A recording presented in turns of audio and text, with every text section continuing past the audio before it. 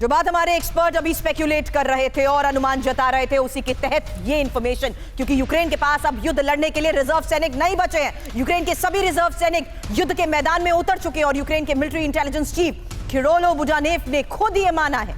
Ukraine के 9 लाख सैनिकों के युद्ध के मैदान में होने का किया जा रहा है दावा, और रूसी रक्षा मंत्रालय के मुताबिक यूक्रेन के 4,45,000 से ज्यादा सैनिक युद्ध में मारे जा चुके हैं। यूक्रेन में नए सैनिकों की भर्ती को लेकर भी जल्द बड़ा फैसला हो सकता है। अनुज माथुर सर, एक क्विक रिएक्शन इस पर आपसे चाहूंगी, क्योंकि आज के इस हालात में यूएस भले ही जितने मर्जी दावे कर दे, लेकिन यह हकीकत बताती है कि यूक्रेन किस कगार पर आकर खड़ा हो गया।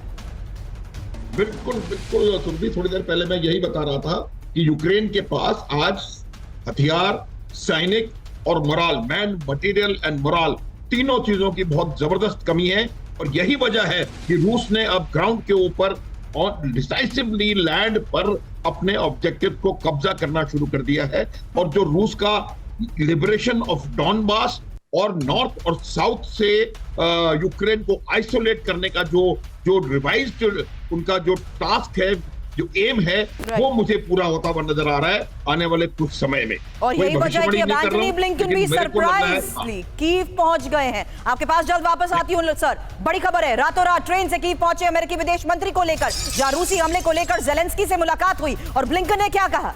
कीव पहुंचने ही वाले हैं नए हथियार, युद्ध में गेम चेंजर होंगे अमेरिकी हथियार। ब्लिंकन की तरफ से किए जा रहे दावे को लेकर और डिटेल इंफॉर्मेशन आपके सामने, क्योंकि खार्किव पर कब्जा, अब सुमी पर अटैक, ये जिस तरीके से स्ट्रैटेजिकल मूव अपनाए जा रहे हैं, इस हाल में यूक्रेन किस तरीके से करेगा मुकाबला, बड़ा सवाल। क्योंकि खार्किव के वोचांस पर भी रूस कब्जे का दावा कर रहा है। खार्किव के 10वें इलाके बोरुवात्स्का में रूसी सेना के कंट्रोल का दावा किया जा रहा है। और खार्किव के 22 में से 16 इलाकों में रूस ने अगर बढ़त बना ली है, तो खार्किव के बाद रूसी सेना ने जाहिर सी बात है टारगेट को और आगे बढ़ते हुए सुमी को लेकर बड़ा फैसला लिया है। और सुमी पर हमले के लिए रूसी सेना तेजी से आगे भी बढ़ रही है। हालांकि गंभीर हालात के बीच अमेरिका के विदेश मंत्री एंटनी ब्लिंकन कीव पहुंच चुके हैं।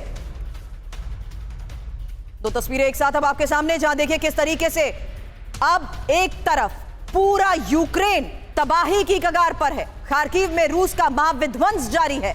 कभी भी संपूर्ण खार्किव पर रूस के कब्जे की खबर आ सकती है। लेकिन इस बीच कीव पहुंचे अमेरिकी विदेश मंत्री गिटार बजा रहे हैं। दूसरी तस्वीर को जरा गौर से देख लीजिए, ठीक वैसे ही जैसे रोम जल रहा था और नीरो बजा रहे।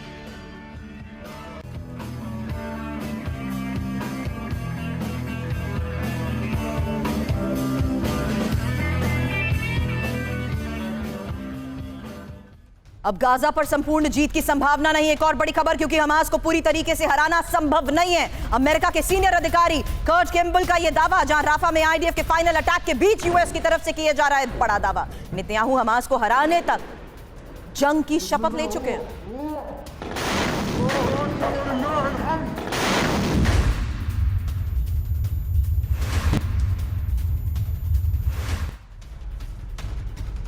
और आगे बढ़ने से पहले आपको अब बताते हैं कि आखिर किस तरीके से एक और लेवल पर हो रही है बड़ी तैयारी। और ये तैयारी है रूस चीन की तैयारी, नेटो की बमबारी।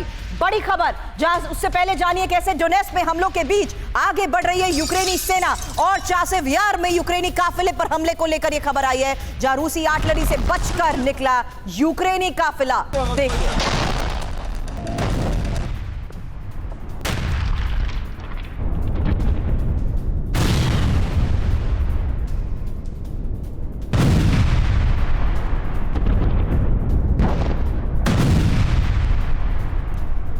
यूक्रेनी सेना आगे बढ़ने की कोशिश कर रही थी, लेकिन रूसी आर्टिलरी से अटैक हुआ और कैसे यूक्रेनी काफिला उस दौरान बचकर निकला, ये उस वक्त की तस्वीर है। चासेव यार में यूक्रेनी काफिले पर हुआ ये वार। अब डोनेट्स्क में यूक्रेनी सेना के भीषण हमले को लेकर भी खबर है, क्योंकि रूसी सेना पर एयर असॉल्ट ब्रिगेड का कहर और रूस के 11 आर्मर्ड व्हीकल्स तबाह कर दिए गए। आपको बता दें, यूक्रेनी हमले में खाक हो चुके हैं रूसी हथियार। तो रूसी सेना पर एयर असॉल्ट अटैक की यह तस्वीर देखिए, जहां डोनेट्स्क में यूक्रेनी सेना का यह भीषण हमला हुआ। दावा यह कि रूस के 11 आर्मर्ड व्हीकल्स नष्ट कर दिए गए, तबाह कर दिए गए। अब नेटो से न्यूक्लियर जंग की तैयारी में पुतिन, सबसे बड़ी खबर, क्योंकि पुतिन ने तैयार कर लिए नई न्यूक्लियर मिसाइल और रूस ने परमाणु मिसाइल द सेप्टर को लॉन्च किया है। जिन सबमरीन से 40 फीट लंबी मिसाइल लॉन्च को लेकर खबर है। 10 वॉरहेड के साथ 8,300 किलोमीटर तक मार करेगी। उस बारे में और इंफॉर्मेशन आपके सामने होगी, लेकिन न्यूक्लियर तैयारी और एक और तैयारी का रूस की तरफ से यह बड़ा संकेत, जहां परमाणु मिसाइल द सेप्टर को किया गया है लॉन्च। न्यूक्लियर डेंजर, रूसी मिसाइल द सेप्टर, क्योंकि नेटो से विध्वंसक न्यूक्लियर जंग की तैयारी में पुतिन है। Intercontinental ballistic missile the sceptre को लॉन्च किया गया है। समंदर में हिडन सबमरीन से 40 फीट लंबी मिसाइल लॉन्च, 10 न्यूक्लियर वॉरहेड के साथ 8,300 किलोमीटर तक रेंज। RSM-56 बुलावा मिसाइल के नाम से इसकी पहचान है और रूस के पास दुनिया में सबसे ज्यादा करीब 6,000 परमाणु हथियार हैं। हालांकि जिस तरीके से रिपोर्ट्स में इसको लेकर बड़े दावे किए जा रहे हैं